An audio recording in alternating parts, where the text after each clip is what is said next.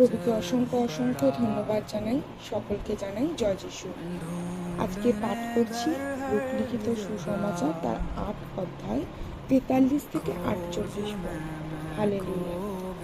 আর একটি স্ত্রী লোক যে 12 বৎসর অবধি গোদর রোগগ্রস্ত হইয়াছিল, সে চিকিৎসকের পিছনে সর্বস্ব ব্যয় করিয়াও কাহারও দ্বারা সুস্থ হইতে পারে নাই। সে পশ্চাৎ দিকে আসিয়া তাহার বস্ত্রের থোপ স্পর্শ করিল, আর তৎক্ষণাৎ তাহার রক্তস্রাব বন্ধ হইল।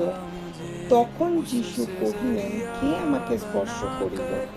সকলে অস্বীকার করিলে পিতর ও তাহার সঙ্গীরা বলিলেন, নাথ, লোকসমূহ চাপাচাপি করিয়া আপনার ওপরে পড়িতেছে। কিন্তু যীশু কহিলেন, আমাকে কেহ স্পর্শ করিয়াছে, কেননা আমি টের পাইয়াছি আমা হইতে শক্তি বাহির হইল। স্ত্রী লোকটি যখন দেখিল সে গুপ্ত নহে, তখন কাঁপিতে কাঁপিতে আসিল এবং তাহার সম্মুখে প্রণিপাত করিয়া কি নিমিত্ত তাহাকে স্পর্শ করিয়াছিল এবং কি প্রকারে তৎক্ষণাৎ সুস্থ হইয়াছিল তাহা সকল লোকের সাক্ষাতে বর্ণনা করিল। তিনি তাহাকে কহিলেন, বৎসে, তোমার বিশ্বাস তোমাকে সুস্থ করিল, শান্তিতে চলিয়া যাও। আমেন।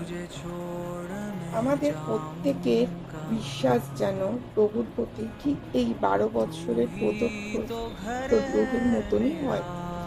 কেননা এই মহিলাটি সমস্ত কিছু ব্যয় করিয়াও সুস্থ হতে পারেনি, কিন্তু যখন এই মহিলা জানতে পারল, বুঝতে পারল তার সুস্থ হওয়ার জন্য, তার রোগ থেকে উদ্ধার পাওয়ার জন্য একমাত্র উদ্ধারকর্তা যিশু ওই পথ দিয়ে আসছেন, তিনি বিশ্বাসে দূর থেকে প্রভুর বস্ত্রের থোপটা শুধু স্পর্শ করেছিল।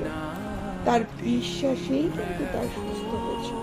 আমরা যেন সর্বদা প্রভুর প্রতি এমন বিশ্বাস রাখি, যে কোনো পরিস্থিতিতে আমরা যেন প্রভুর প্রতি এমন বিশ্বাস রাখি, আমাদের বিশ্বাসে আমাদের সমস্ত রোগ, আমাদের সমস্ত পরিস্থিতি থেকে আমাদের উদ্ধারকর্তা আমাদেরকে যেন উদ্ধার করেন।